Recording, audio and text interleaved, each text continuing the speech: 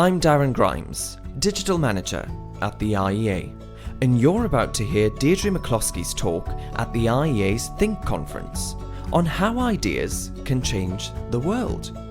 From 2000 to 2015, McCloskey was the Distinguished Professor of Economics, History, English and Communication at the University of Illinois in Chicago.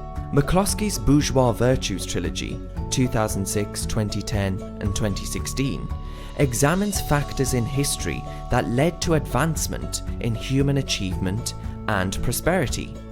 She argues that enrichment comes from innovation rather than capital accumulation, as is often argued. She self-describes as a postmodern, quantitative, literary, ex-Marxist, economist, historian, progressive Episcopalian, coastie-bred woman who was once not. I hope you'll enjoy the talk as much as I did. And the question is how to approach the economy, how to think about it. Well, I suppose we can go back well over a couple of hundred years to Adam Smith, and that's a good place to go. But Adam Smith wrote another book. He didn't just write a treatise on the nature and causes of the wealth of nations, but earlier he had made his European reputation as a philosopher with his book, The Theory of Moral Sentiments, which is a great book, which I highly recommend to you. Once you've gotten past the somewhat arch 18th century style, it's funny, hard to believe, but it is, and it's intensely humane.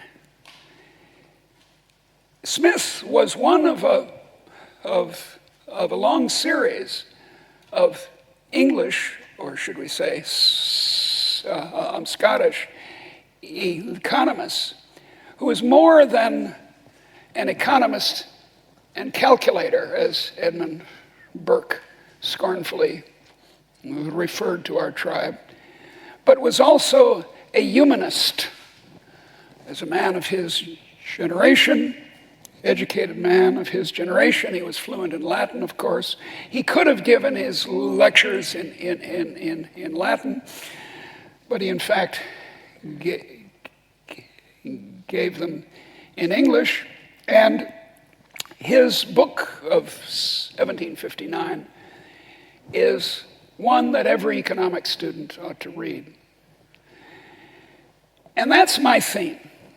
My claim is that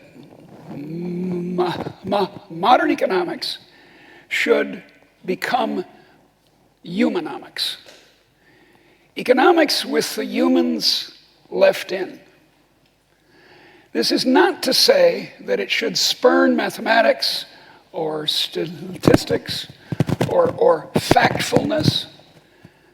On the contrary, what I'm advocating is a supplement to economics of a sort that would have been very natural to John Maynard Keynes, for example, who won the Greek poetry prize at Eton when he was a lad, or Alfred Marshall, or John Stuart Mill, the great figures in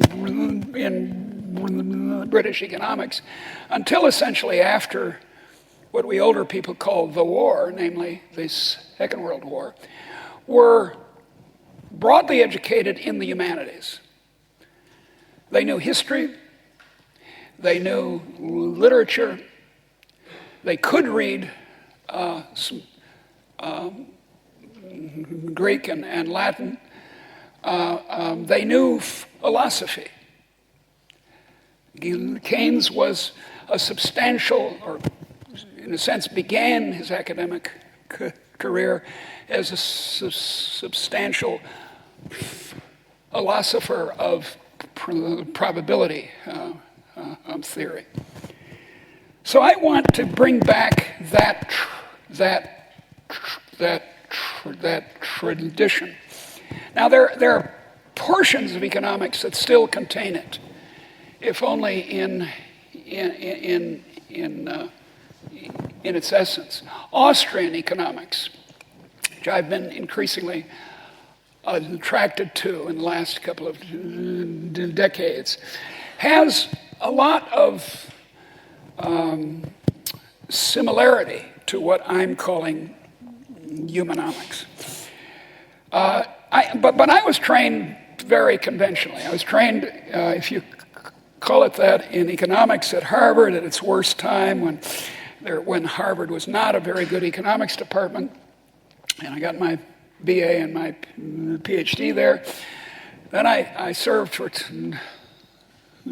12 years as a professor at the famous University of Chicago at its height of its excellence as a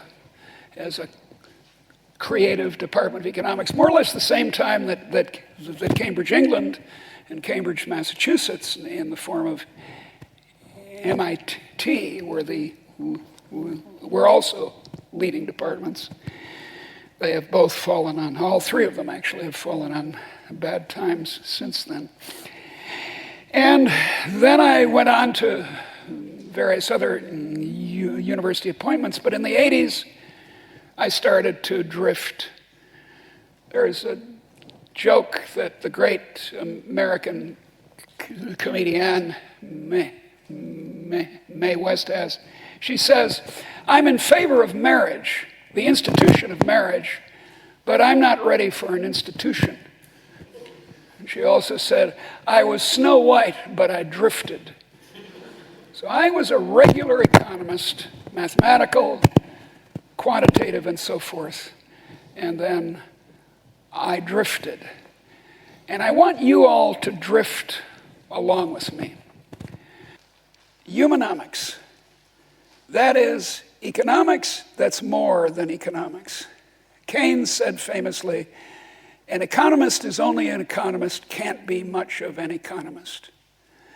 Now, the way education, higher education, is structured in Britain, it's going to take some effort for you to broaden yourself as you're studying economics, because you tend here, in fact, it's the United States that's strange, not you.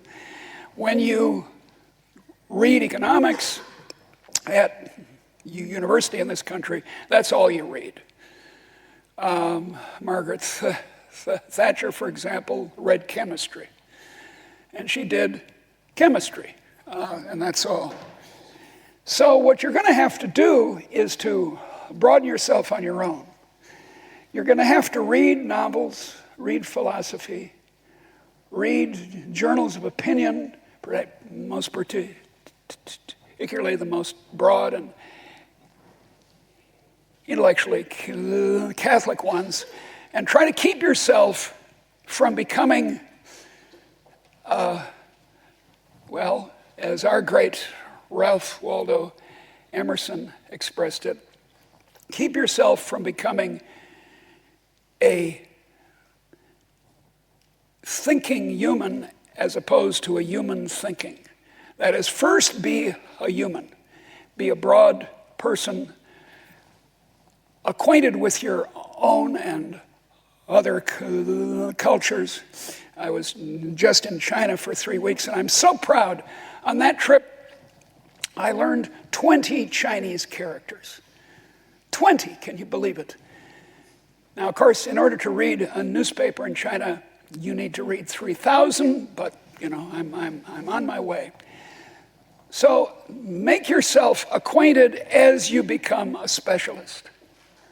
Now, there isn't anything wrong with learning economics, even as presently constituted. I'm not making an argument against everything in modern economics.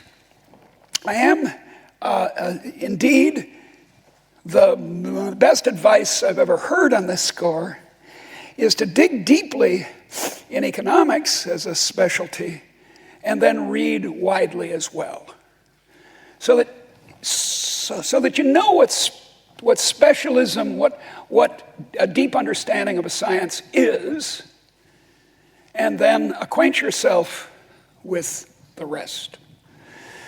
Now, when I make this argument, and I've been making it in one form or another for about 40 years, since economics hasn't much changed, you can judge from that empirically what my impact on the profession is.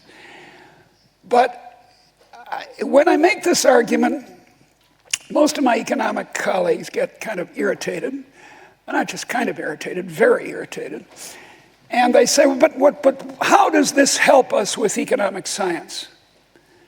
Our job as economists is to understand the economy, to characterize modern economic growth, to understand why it's probably not a good idea to run the economy always from the top down. And they want, as a friend of mine, Herbert Gentis, expressed it to me, a killer app of humanomics, a killer app. And here it is. It's embodied in this wonderful book called Bourgeois Equality, and here the subtitle: How Ideas, Not Capital or Institutions, Enrich the World. How ideas enrich the world, not material or institutional accumulations. And it's an argument. There are actually 3 volumes of this. This is volume 3, which is why it's so fat. This book was published in 2016. And here's the 3-minute summary of the 3 books. What we ordinarily call capitalism is not so bad. It's not instantly corrupting, or at least no more instantly corrupting than socialism or monarchy is. And what made us rich in this so-called capitalism was not the capital, not the accumulation, not the buildings or the human capital that you're engaged in accumulating, but the ideas behind the capital, the ideas that made such an investment worthwhile. This hall was built as not a profit-making enterprise, but as something that would be worth having in the society. If it was not worth having, we wouldn't be here. It would stand empty. Your intellectual capital, your human capital that you higher and secondary and higher education involves, makes you a little better off. But what makes the whole enterprise of higher education worthwhile is the accumulation of ideas.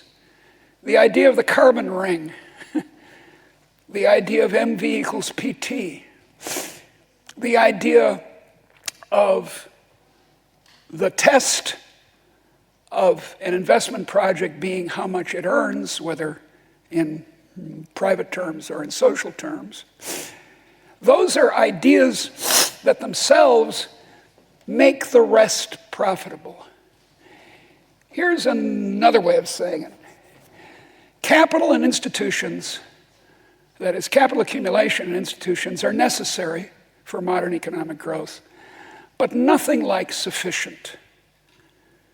The thousands of ideas embodied in your minds and in physical capital, accumulated ideas now, since 1800 or so, those are what made us rich. That we have cell phones, that we have electricity, that we have central heating, although my experience in Britain is that that's inadequate. That we have what we have comes from our minds The hands are necessary. The making of the capital, the educating of the people is necessary, but it's not sufficient. The ideas are sufficient because they make the accumulation profitable. Now, I was taught as a Harvard undergraduate to be a Keynesian, and I was a Keynesian. I was a socialist, for that matter. And I thought, along with my teachers who told me this, that if you pour investment into an economy, you make it rich. And that was the basis of foreign aid for a long time. We would give masses of capital to Ghana and not a cent to what we call Red China, and expected Ghana to do very well and Red China to do very poorly. And of course, that's not what happened.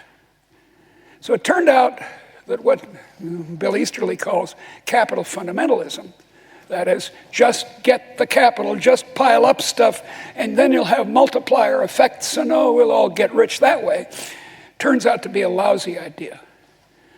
What we need is a society that encourages ideas. Exactly as my introducer was saying, universities, above all, should be places where new ideas are tried out, not suppressed. Now, so what? What does this all mean? Why? You haven't told me yet, you'll say, what this,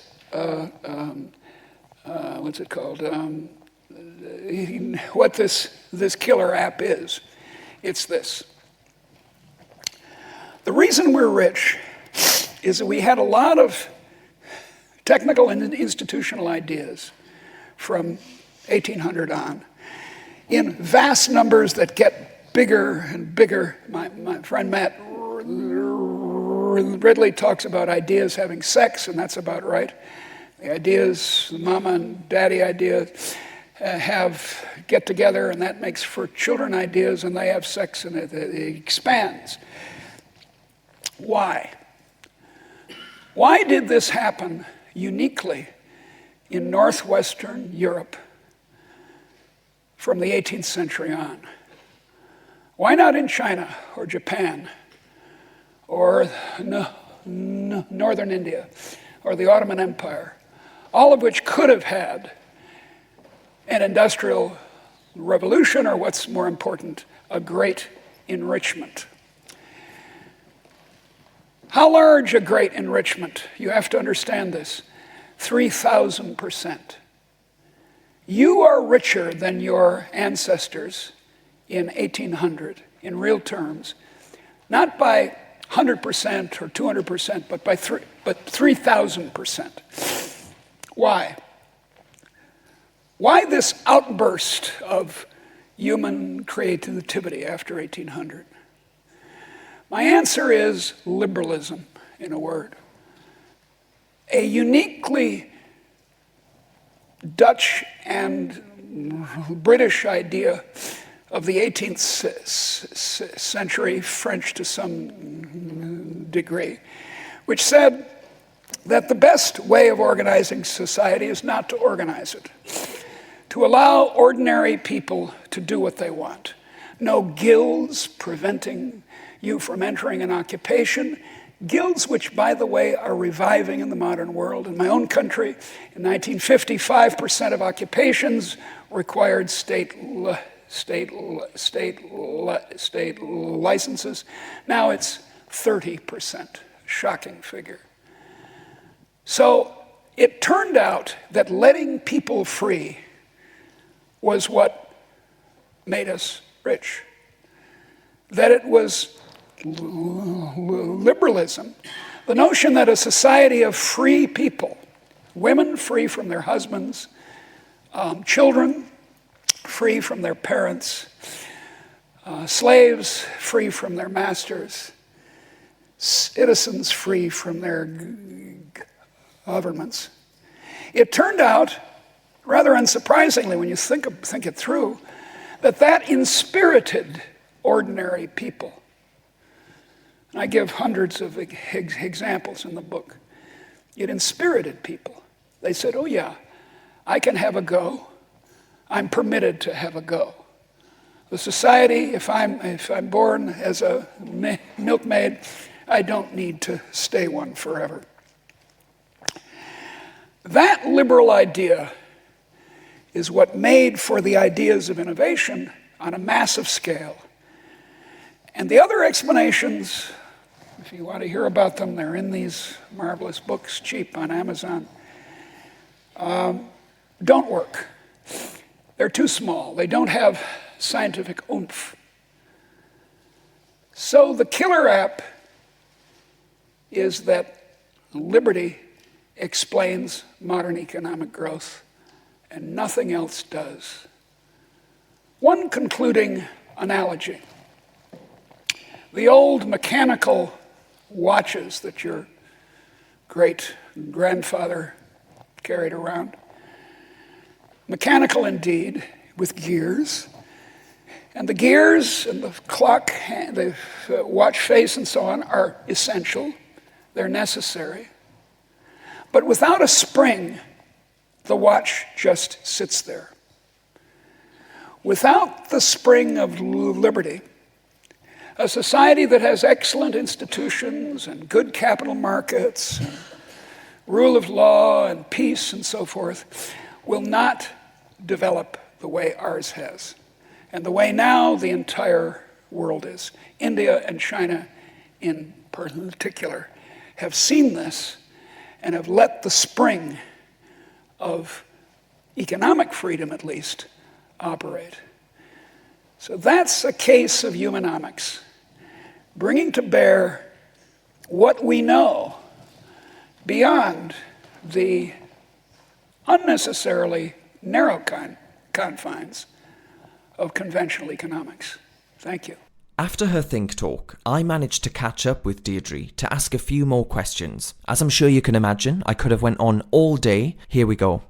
Thank you very much, Deidre, for joining me today and for being with us at the IEA. I listened to you at Think on Saturday and you were truly incredible. Well, thank you. Everyone very much. left feeling really enthused, which is exactly the name of the game, the aim of the game. I hope so. Now, I wonder if to start you can talk about, in your transformative Bourgeois era trilogy, you challenge popular theories about the causes of our economic prosperity in the West, arguing that it sprung, well, actually not just limited to the West, arguing that it sprung from, not from new systems, tools or materials, but rather the ideas, virtues, and even the rhetoric behind them. Could you explain a little bit about how it certainly is the improved tools and the ideas for new organizations and other sort of obvious pieces of innovation, which have been extraordinary in the last couple of centuries, that have increased national income. It's those innovations by a factor of 30, almost 3,000%. Now, these are rough figures, of course, but it's that order of magnitude. So our ancestors in Britain or the United States or Japan or Finland were bumping along on $2 or $3 a day. $2 or $3 a day. Imagine trying to live on that in London. To now, $100. Can't even buy a pint for you can't buy a pint. You can buy half a cappuccino. So it's been an extraordinary change. So why? Was it capital accumulation? I argue, no. Was it trade? No. Was it improvement of allocation, better legal rules, as Douglas North claimed? No. What it was the loosening of constraints on people that we call liberalism.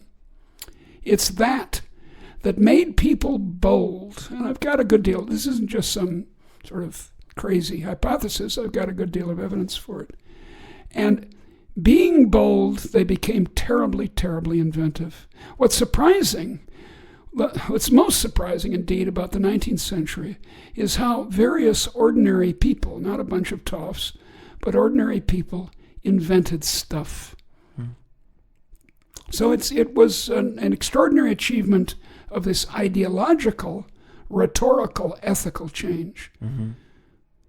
I wonder what you mean by rhetoric, the rhetoric around it, because I think in modern day politics, when you think of flowery rhetoric, you think of politicians with sound bites that don't mean... Bloviation, we call it. Well, quite, yeah. So I wonder, what do you mean? What was it about the rhetoric of that era that you think inspired people? It's how we talk about each other. So it's the habits of the lip, you might say. And Jane Austen, to take my favorite author, was not hostile to the bourgeoisie. She wasn't herself urban middle class.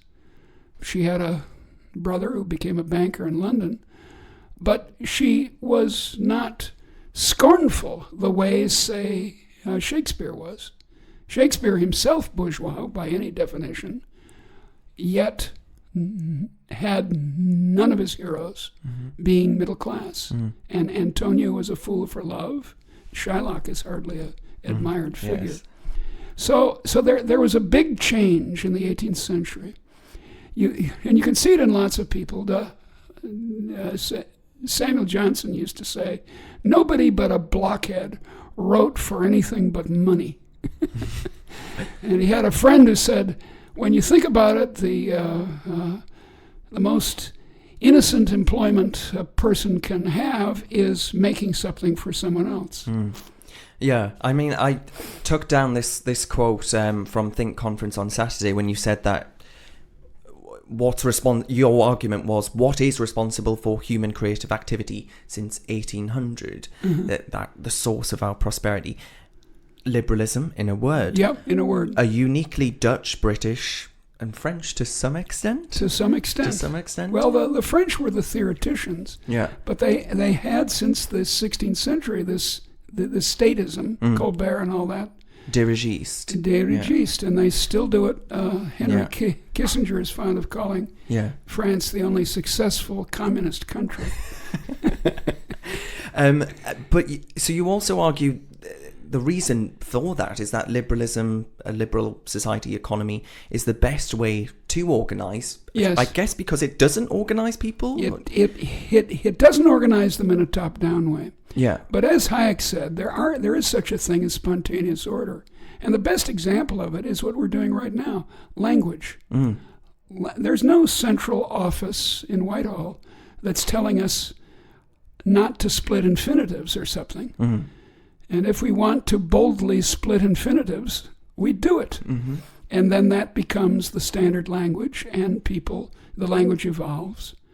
And it's a amazing spontaneous order, which makes it puzzling to me why people don't see the economy in the same way. They think the economy should be run from the center or heavily regulated. The first thing on a journalist's from a journalist's lips when something goes wrong in his view in the economy is, where were the regulators? Yeah. And that's like saying when someone splits an infinitive, where were the regulators to stop that terrible person? Yeah. Thank you for listening to this podcast with Deidre McCloskey and me, Darren Grimes. Let us know what you think by tweeting @IEA London, and you can subscribe to this podcast on Apple Podcasts and find more films, blogs, podcasts and reports at iea.org.uk.